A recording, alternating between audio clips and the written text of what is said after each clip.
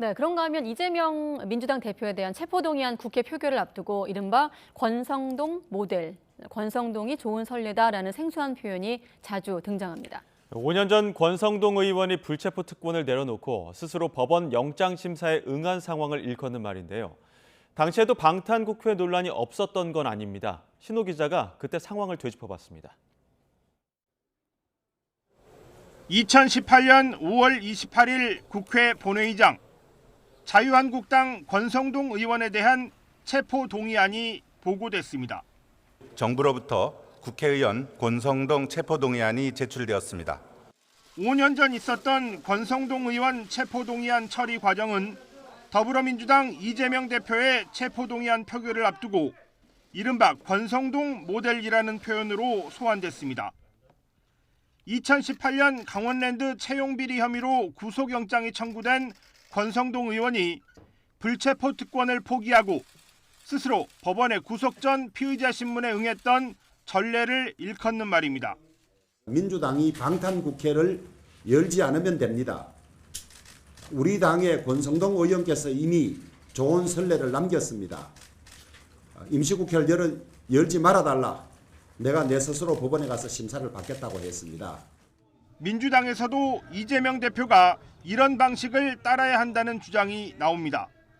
권성동 모델, 권성동 의원이 직접 나가서 영장 심사를 받고 이랬던 것을 따르라.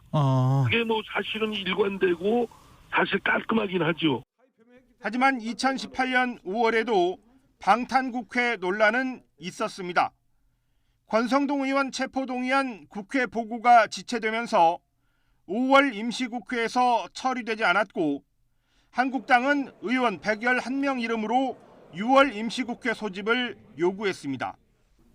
6월 임시국회는 항상 정례적으로 후반기 원구성을 위해서 늘 소집했던 것입니다. 자유한국당의 고질병, 방탄국회 소집은 그만할 때도 됐습니다. 임시국회가 소집됐지만 6월에 있었던 지방선거 일정과 20대 국회 후반기 원구성이 난항을 겪으면서 본회의는 열지 못했고 체포동의안 표결도 기약 없이 7월을 맞게 됩니다. 방탄국회에 대한 비판적 여론 속에 권 의원은 논란에 대해 유감을 표명하면서 국회의원 불체포 특권에 기댈 생각이 없으니 7월에 또 임시국회를 열지 말아달라는 입장문을 발표했습니다.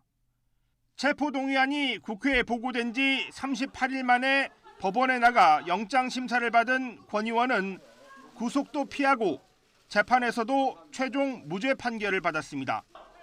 권성동 의원 입장에서는 정치적 승부수가 통했던 셈입니다. 권성동 모델로 회자되는 당시 상황은 체포동의안이 국회에 송부됐던 2018년 5월 이후 한 달여의 시간을 지체하면서 방탄국회 논란도 있었지만 늦게나마 스스로 법원에 출석했다는 점에서 결과적으로 절반의 사실로 판정합니다. YTN 신호입니다.